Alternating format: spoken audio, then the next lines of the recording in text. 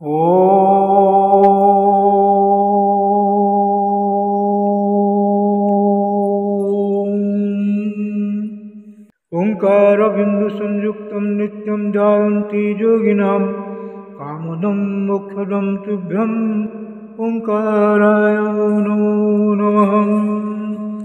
गुरुब्रह्मा गुरुर्विष्णु गुरुदेवो महेश्वर गुरु साक्षात् परं ब्रह्म तस्मै श्री गुरवे नमः। अज्ञानतिमिरान्धस्य ज्ञानाञ्जनशलाकया चक्षुरुन्मीलितं येन तस्मै श्रीगुरवे नमः। अखण्डमण्डलाकारं व्याप्तं येन चराचरं तत्पदं दर्शितं येन तस्मै श्रीगुरवे नमः। ध्यानमूलं गुरोर्मूर्ति पूजामूलं गुरोर्पदं मन्त्रमूलं गुरोर्वाक्यं मोक्षमूलं गुरोर्कृपा। मन्नाथ श्री जगन्नाथ मद्गुरु श्री जगद्गुरु मदात्मा सर्वभूतात्मा तस्मै श्री गुरवे नमः। जंदारु ब्रह्ममूर्ति प्रणवतनुधरं सर्ववेदान्तसारं भक्तानां कल्पवृक्ष भवजलतरणी सर्वतत्त्वानुतत्त्वं योगिनां हंसतत्त्वं हरिहरनमितं श्रीपति वैष्णवानां शैवानां भैरवश्च पशुपति परमशक्तितत्त्वं च शाक्तं बौद्धानां बुद्धसाक्षात् ऋषभजतिवर जैनसिद्धान्तसारं तं देव पातु नित्यं कलिकलुषहरं नीलशैलाजिनाथम्। अथ श्रीमद्भागवत महापुराण पंचम स्कंध नवम अध्याय।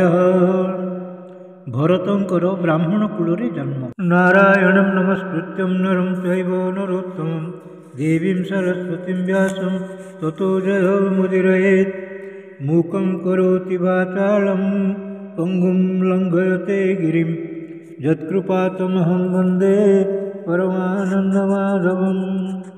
निगमकल्पतरोर्गलितं फलं सुखमुखातमृतं द्रवसंयुतं पिबतं भागवतं रसमालयं मुहुर्मुहुः रसिका भुवि भावुका।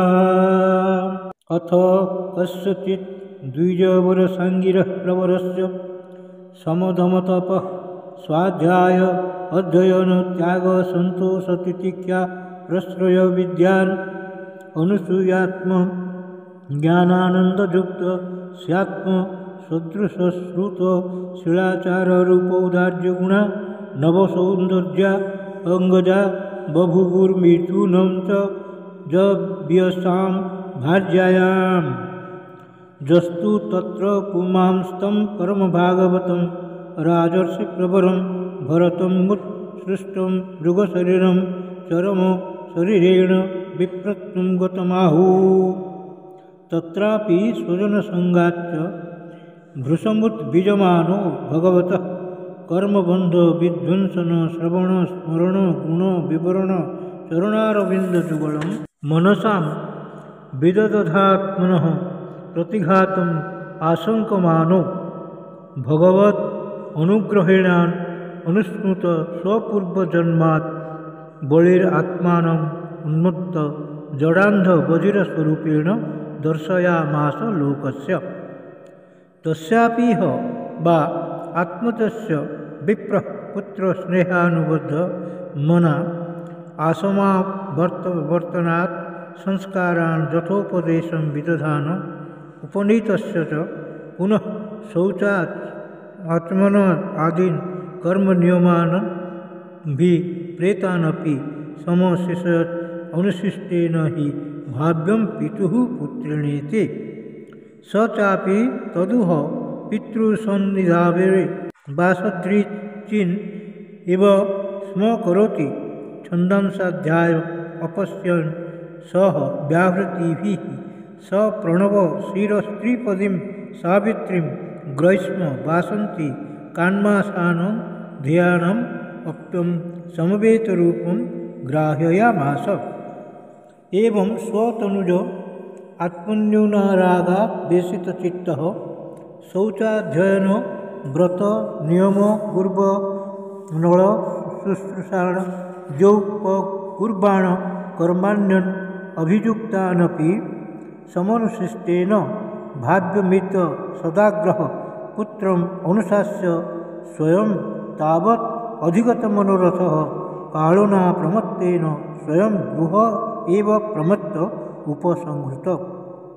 अथ जव्यसि द्विजसति स्वगर्भजातं मिथुनं सपत्न्या उपन्यस्य स्वयं अनुसंस्थया पतिलोकम् अगात्। पितर्जुपरते भ्रातर एनमतत् प्रभाव विदस्त्रेयां विद्यायामेव पर्यवसितं मतयो न परविद्यायां जडमतिरिति भ्रातर अनुशासन निर्बन्ध्यान् निवृन्तसत्। स च प्राकृतिर्द्विपद पशुभिः अनुत्त जड़ बधिरेत्यभिभाष्यमाणो यदा तदनुरूपाणि प्रभासते कर्माणि च स कार्यमाणः परेच्छया करोति विष्टितो वेतनतो वा जात्न्या जदृच्छया वोपसादितमल्पं बहुमृष्टं कदण्डं वा व्यवहरति परं नेन्द्रियप्रीतिर्निमित्तं नित्य निवृत्त निमित्त स्वसिद्ध विशुद्धानुभवानंद स्वात्मलाभादिगम सुख दुःखयोर्द्वन्द्व निमित्तयोर्संभावितो देहाभिमानः शीतोष्ण वातवर्षेषु वृष इवानावृतांगः पीनः संगननांगः स्थण्डिल संवेश अनुन्मर्दनां भजन रजसा महामणिर इवानभिव्यक्त ब्रह्मवर्चसः कुपटावृत कटिरूपवीते नेरुमणिषा द्विजातिर इति ब्रह्मबन्धुरिति संज्ञायात् यज्ञयोजनान् अवमतो विचचार। यदा तु परत आहारं कर्मवेतनत इहमानः स्वभ्रातुर्भिरपि केतारकर्मणि निरूपितस्तदपि करोति किन्तु न समं विषमं न्यूनम् अधिकम् इति वेद कोणे पिण्याक फलिकरणो कुलमास स्थाली पुरुषादि न्यप्य मृतवत् अभ्यवहरति। अथ कदाचित् कश्चित् वृषलपतिर्भद्रकाल्यै पुरुष पशुमालभ तापत्यकामः तस्य दैवमुक्तस्य पशोः पदवीं तदनुचराः परिधावन्तु निशितसमये तमसावृतया मनधिगतपशव आकस्मिकेन विधिना केदारान् विरासनेन मृगवराहादिभ्यः संरक्ष्यमाणम् अंगिरः प्रवर्षितम् अपश्यन्। अथ एवं नवद्यलक्षणम् अवमृश्य भर्तृकर्मनिष्पत्तिं मन्यमाना बद्ध्वार रसनया चंडिका गृहम् उपनिन्युर्मदा विकसितवदनाः। अथ एवं अनवद्यलक्षणम् अवमृश्य भर्तृकर्मनिष्पत्तिं मन्यमाना बद्ध्वा रसनया चंडिका गृहम् उपनिन्युर्मुदा विकसितवदना। अथ प्रणयस्तं स्वविधिनाम् अभिषिच्या हतेन बाष्पसाच्छाद्य भूषणालेपस्रक् तिलकादिभिः रूपस्कृतं भुक्तवन्तं धूपदीपमाल्य लाजकी षडयाङ्कुर फलोपहारोपोतेया वैशसंस्थया महता गीतस्तुति मृदङ्गप्रणवघोषेण च पुरुषपशुं भद्रकाल्याः पुरत उपवेशमयामासु। अथ वृषलराजपणिः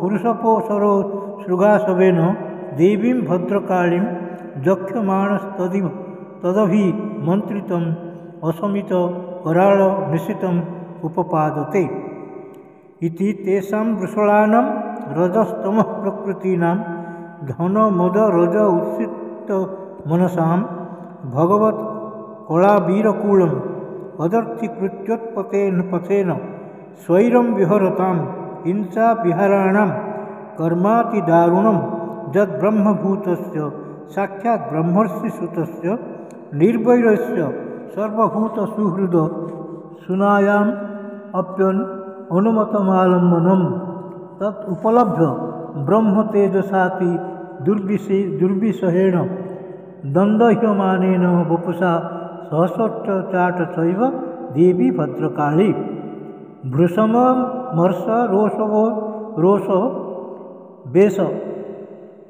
बेसर अभसवि विलसित भ्रुकुटी विटप कुटिलदंष्ट्रा रेणु द्रष्टारुणे क्षणाटोपाति भयानक वदना हन्तु कामे वेदं महाट्टहासम् अतिसंग्रहेण विमुञ्चति तत उत्पत्य पापीयसां दुष्टानां तेनैवासिनां बिभृक्स्मृणां गलात् स्रवन्तम् अश्रुगासव अत्युष्णं सह गणेन निप्याति पानमदविहुलश्चैस्तरां स्वपार्षदैः सह जगौ ननर्त च विजहार च शिरः कन्दुकलीलया एवमेव खलु महत् अभिचारातिक्रमः कार्ष्यनात्मने फलति न वा एतद्विष्णुदत्तमहद्भूतं यत्सम्भ्रम स्वशिरश्छेदन आपतीतेऽपि विमुक्तदेहात्मभावसुदृढहृदयग्रन्थिनां सर्वसप्तसुहृदात्मनां निर्वैराणां साक्षात् भगवता निमिषारि वरायुधेन प्रमत्तेन तेस्तैर्भावैः परिरक्ष्यमाणानां तत्पादमूलम् अकुतश्चित्तभयम् उपसृतानां भागवत परमहंसानाम् इति श्रीभागवते महापुराणे पारमहंस्यां संहितायां पंचमस्कन्धे जडभरतचरिते नवमोऽध्याय भीमस्यापि रणे भङ्गो मुने अपि मतिभ्रमं ज्योतिशुद्धम् अशुद्धं वा मम दोष न विद्यते। श्रीकृष्णार्पणमस्तु श्रीकृष्णार्पणमस्तु श्रीकृष्णार्पणमस्तु।